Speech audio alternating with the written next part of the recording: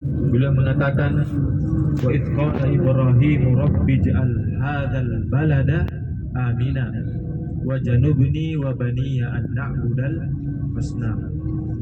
Ketika Nabi Ibrahim berdoa, ya Allah, ya Tuhanku, jadikanlah negeri ini, kota Mekkah ini, sebagai negeri yang aman, dan jauhkanlah aku beserta anak cucuku daripada menyembah berhala.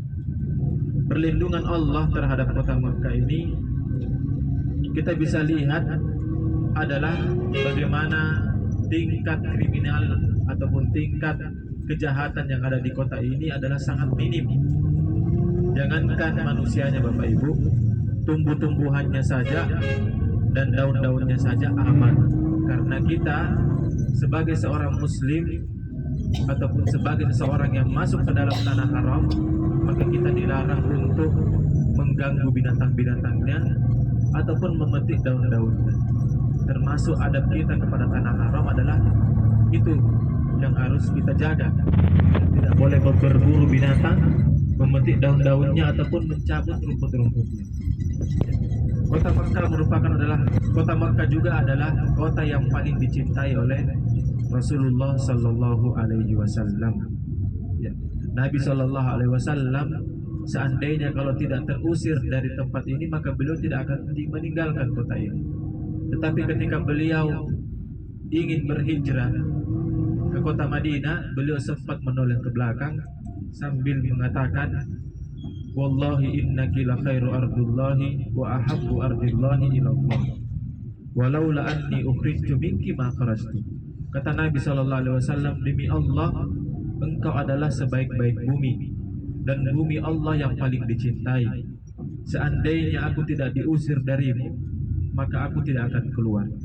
Nabi sallallahu alaihi wasallam terusir dari tempat ini, yaitu dari penduduknya, penduduk Quraisy, kaum Quraisy, sehingga Nabi sallallahu alaihi wasallam mengharuskan hijrah dan membuka kota Madinah.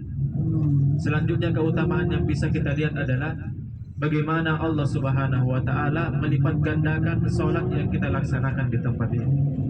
Ya. Terlebih lagi salat di Masjidil Haram. Ya. Nabi sallallahu alaihi wasallam bersabda, "Salatun fil Masjidil Haram afdalu min mi'ati salatin fi masiwa." Satu salat yang kita laksanakan di Masjidil Haram itu lebih utama dibandingkan 100.000 salat di tempat lain. Dan juga keutamaan yang bisa kita dapatkan di sini adalah, ataupun keutamaan kota Mekkah adalah orang kafir diharamkan memasuki kota Mekkah. Sebagaimana firman Allah Subhanahu wa taala yang menyebutkan bahwa hukum orang kafir atau orang musyrik dan orang kafir itu dihukumi najis, sehingga tidak patut dan tidak layak masuk ke tempat suci seperti ini.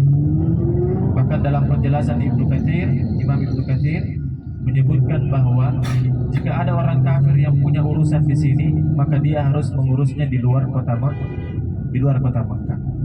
Dan juga jika ada orang kafir yang dikuburkan di sini, maka kuburannya harus digali dan tulang-tulangnya harus dikeluarkan dari kota Mekkah.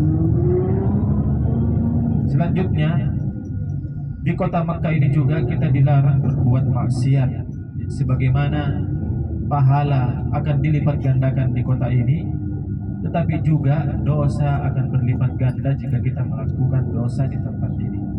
Sebagaimana penjelasan dari Imam Ibnu Hasan Al-Basri, beliau menyebutkan bahwa amalan yang dilakukan di kota ini akan mendapatkan pahala yang berlipat ganda, tetapi juga maksiat yang kita kerjakan di sini maka juga akan diberikan dosa yang berlipat ganda.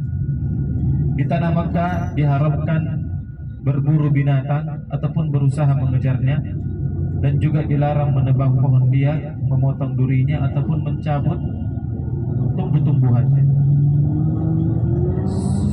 Dan juga barang temuan yang kita temukan di sini, ya, tidak boleh kita ambil. Tidak boleh kita ambil.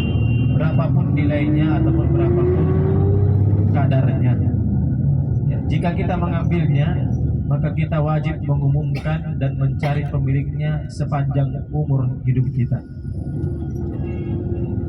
Dan juga di antara keutamaan kota Makkah ini adalah Allah Subhanahu wa taala melalui doa Nabi Ibrahim alaihissalam akan menjadikan orang-orang akan selalu rindu terhadap kota ini. Nabi Ibrahim alaihissalam beliau mengatakan faj'al af'idatam minan nasi tahwi ilaihim, dan jadikanlah hati-hati manusia rindu terhadap kota ini.